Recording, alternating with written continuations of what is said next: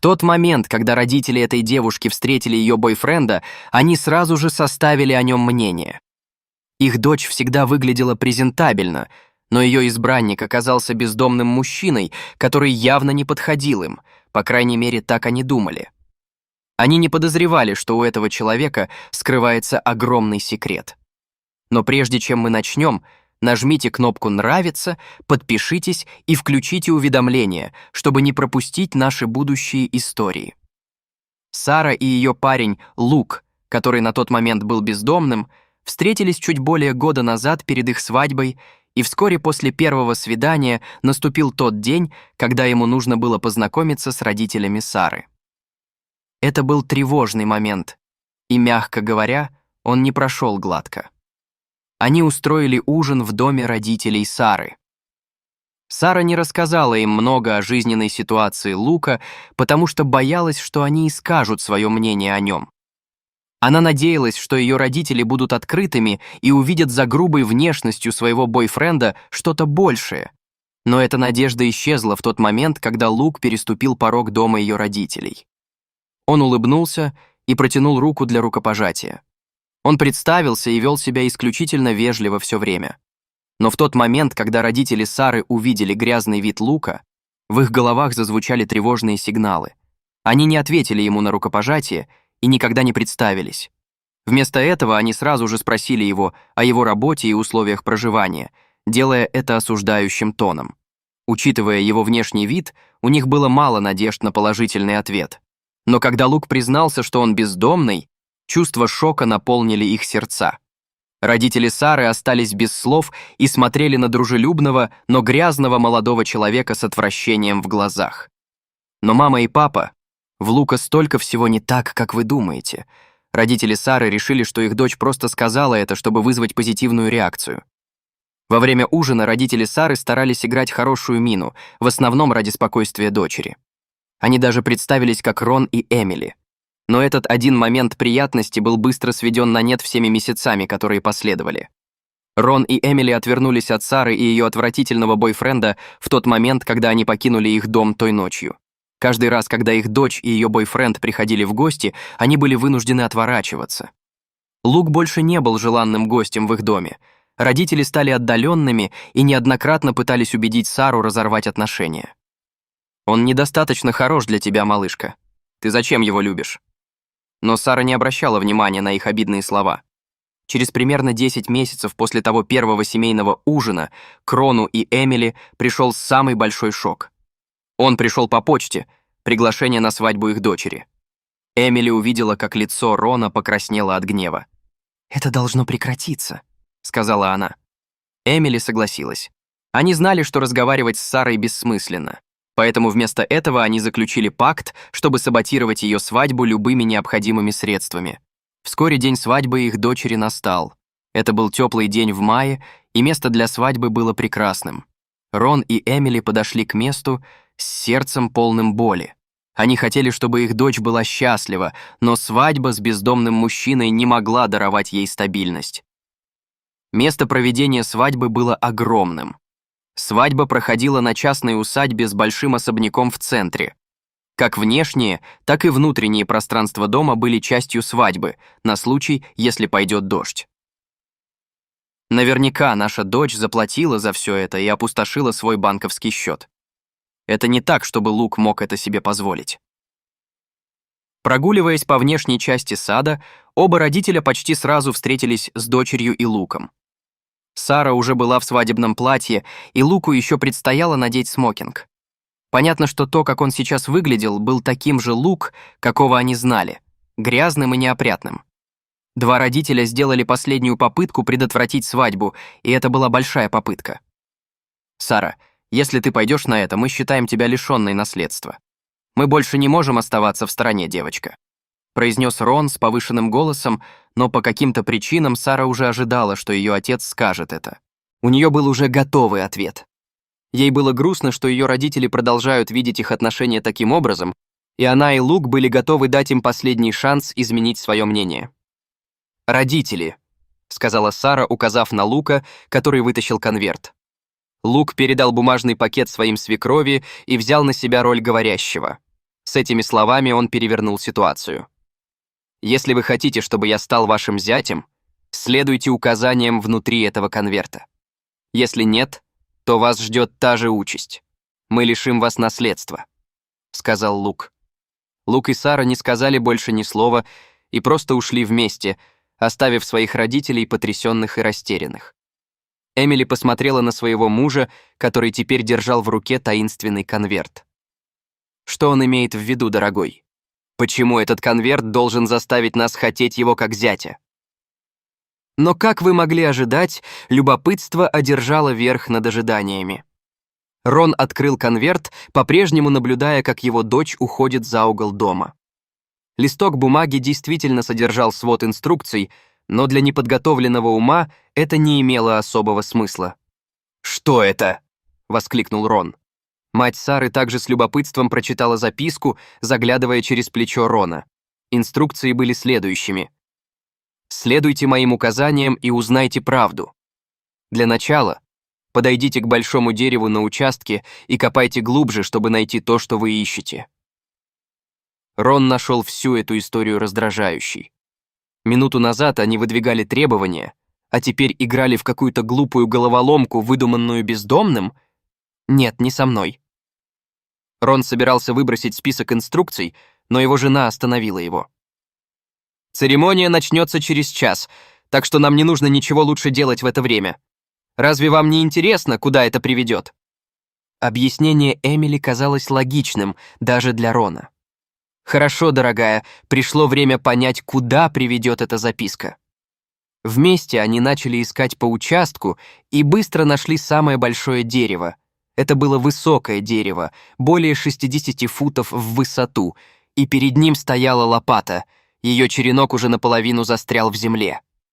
«Это должно быть оно», — подумал Рон, посмотрев на свою жену, не зная, что делать дальше. Но Эмили уже приняла решение. Им нужно было выкопать яму, как и говорила несколько раз трудная инструкция. Рон уважал желание своей жены и вырыл узкую, но глубокую яму, пока не наткнулся на что-то твердое. Лук вдруг стал гораздо более загадочным, потому что после того, как он убрал оставшуюся землю руками, Рон держал в руках небольшую деревянную коробку. Крышка контейнера была открыта, а внутри лежали два предмета. Эти предметы заставили потеть их лбы. Один предмет — фотография. На ней было изображение телефона, где Лук и Сара улыбаются за ужином в ресторане. На обратной стороне фотографии была надпись: «Здесь у нас было первое свидание, и вот вам ваше вознаграждение за то, что вы воспитали замечательную дочь». Рон нервно открыл второй пакет — конверт. Внутри этого конверта он нашел крупную пачку денег. Она содержала более 10 тысяч долларов. Оба родителя сразу побледнели. Откуда взялись все эти деньги? Это было адресовано им, но за что они заслужили такую щедрость? И как Лук получил их в первую очередь? Последняя купюра в 100 долларов имела на себе надпись с последующей инструкцией для Рона и Эмили. «Идите в главную спальню дома, чтобы получить свой окончательный ответ». К тому времени Рон и Эмили были глубоко заинтригованы и вместе быстро направились в главный дом на участке. Дверь была уже открыта, так как дом был частью свадьбы. Они спросили обслуживающий персонал, где находится главная спальня, и после следования их указаниям увидели большую комнату со спальней в центре. В центре ее постели лежал цветочный венок. «В какую больную игру играет этот парень?» — выпалил Рон, чуть раздраженный. Цветочный венок выглядел как что-то, что положили бы на гроб после смерти члена семьи, так что его увидев, это казалось несколько мрачным. Эмили на этот раз ничего не сказала и просто тихо подошла к цветочной композиции. Эмили протянула руку и взяла предмет, который был размещен в центре цветочной композиции. Это снова была фотография, но она была красиво оформлена, а люди на ней оба родителей были незнакомы. На ней изображен взрослый мужчина и женщина, а в центре стоит маленький ребенок. Все они были формально одеты и смотрели в камеру с серьезными выражениями. Эмили посмотрела на обратную сторону фотографии, ведь на последней фотографии тоже было сообщение. Там она нашла сложенное письмо с длинным текстом, явно написанным мужским почерком. И именно в этот момент все стало ясно.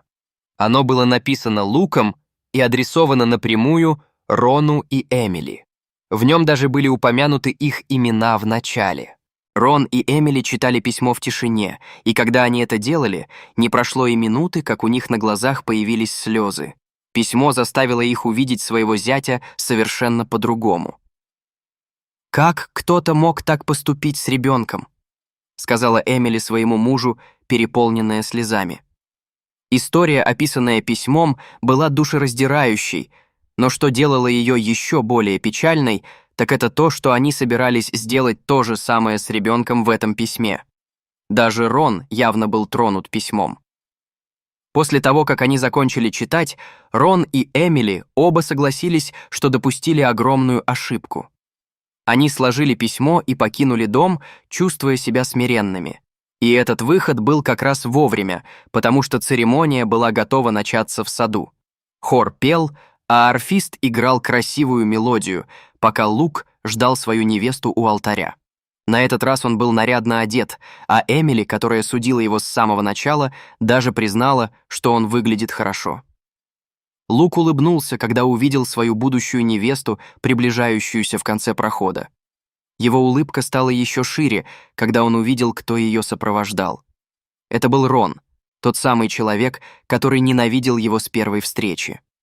Отец Сары с осторожной улыбкой вел свою дочь к алтарю, где стоял Лук. Явно письмо сработало, потому что теперь он презентовал свою дочь с радостью. Рон расположил свою дочь рядом с зятем и сказал ему заботиться о своей девочке.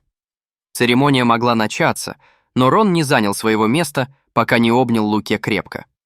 Это был сердечный момент, который символизировал принятие и уважение, и вскоре все узнают почему. После того, как Рон отпустил Луке, жених кивнул и попросил своего нового члена семьи сесть рядом с его женой в первом ряду. Рон согласился, и оба родителя горделиво смотрели на происходящее перед ними. Но что изменилось? Что было в письме? Что могло вызвать такой поворот? Все эти вопросы получили ответы во время клятв. Слова Сары были полны любви и обещания быть верной любви всей своей жизни. Клятвы Лука выражали то же самое в основном, но в его речи было второе действие, которое имело особое послание для всех присутствующих. Лук дважды постучал по микрофону и повернулся к своим свекрам в первом ряду. «Эти слова я подготовил для вас двоих, и вы заслуживаете их, потому что вы идеально выполнили мои инструкции. Вы должны услышать объяснение к тому письму прямо от меня вживую сейчас». Как вы могли угадать из истории в этом письме, однако я не всегда был бездомным мужчиной. Моя семья владеет этим особняком и всем тем, что вы видите. Что ж, это принадлежало моим родителям. Мои родители были очень богаты, и я родился в этом достатке. Но с этим богатством возникла проблема. С деньгами ожидания всегда были рядом. Мои родители требовали от меня много. На протяжении всего моего детства, и особенно во время моего взросления, они утверждали, что я не оправдываю их ожидания. Что бы я ни делал, им этого всегда было недостаточно. И в один день это давление стало невыносимым. Без всякого объявления мои мать и отец внезапно выгнали меня из семейного дома и оставили на улице. Они не дали мне никаких средств, чтобы выжить самостоятельно, и разорвали все связи, не только финансовые, но и семейные. Я чувствовал себя брошенным в тот момент, когда мне остро не хватало любви. И именно тогда я поклялся себе. Когда я найду новую семью, я хочу, чтобы они приняли меня таким, какой я есть, а не за деньги в моем кармане. Деньги и жадность разрушают, но настоящая любовь и принятие скрепляют. И вот ниоткуда я встретил любовь всей своей жизни, Сару. Она встретила меня, когда я просил еды на улице.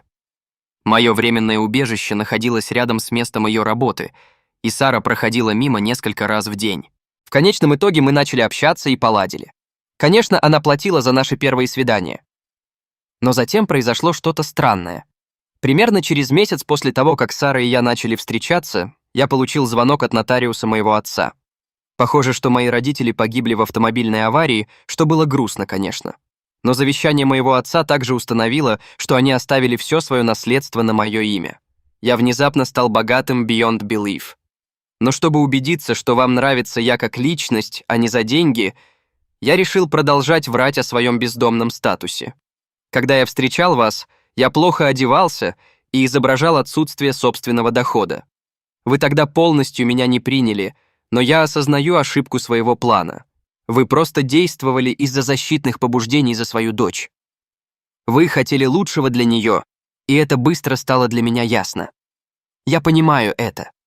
Этот тип мышления резко контрастирует с тем, как мои родители относились ко мне. Вот почему сегодняшний день так важен. Он показал мне, что вы великолепные люди, и, следовательно, я хочу, чтобы вы стали моими свекрами, если вы все еще хотите принять меня после этого странного испытания». Рон и Эмили вытерли слезы и встали. Конечно, они согласились принять его и крепко обняли. Наконец, свадьба состоялась, и у Лука появилась семья, которая его любила. Через несколько месяцев они вместе посетили могилу его биологических родителей. Это был эмоциональный визит, поскольку это было в первый раз, когда Лук туда пришел, но он черпал утешение от того, что не был один. Он был с семьей, которую выбрал сам, и с семьей, которая выбрала его в ответ. Спасибо, что смотрели. Если вам понравилась эта история, не забудьте нажать кнопку «Нравится», подписаться и нажать на колокольчик уведомлений, чтобы не пропустить другие невероятные истории, подобные этой.